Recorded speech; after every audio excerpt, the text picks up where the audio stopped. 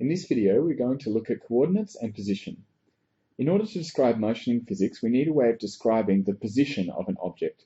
In this video, we're going to look at x, y, and z coordinates, also known as Cartesian coordinates. It's a 3D coordinate system that physicists use to describe the position of objects. When you describe the position of something, it's always in terms of a relationship to something else. So if I ask, where are my shoes, and you say 3 meters, that's not helpful at all. However, if you say 3 meters to the left of the bookshelf, I'll know where to look for my shoes. In a coordinate system, the origin is the reference point that makes the coordinate useful. The origin is the place where all the coordinates are 0. This means that we can describe the position of any object relative to the origin with 3 numbers, x, y, and z, separated by commas.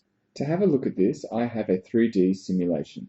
So first, we're going to look at the point 2, 2, 0. So the blue line here goes from the origin to the position 2, 2, 0. Note that this point is 2 units along the x-axis and 2 units along the y-axis. But it hasn't moved at all in the z direction. It's completely flat. Now, this point shown in the red here, this is a coordinate -2, -2, 4. So it goes -2 in the x direction, -2 in the y direction, and 4 in the z direction.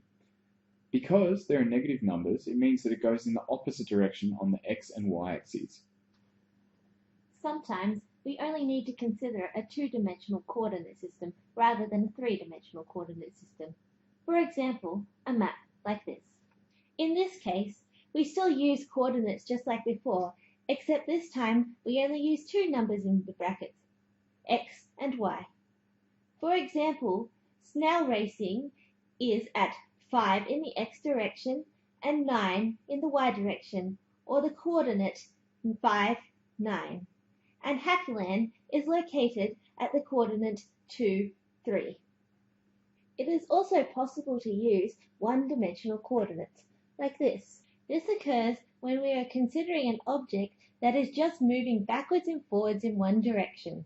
For example, we could have this person move across the screen.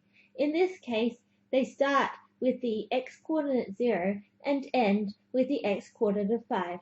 And then they can move back 1 again and end up on the x-coordinate of 4.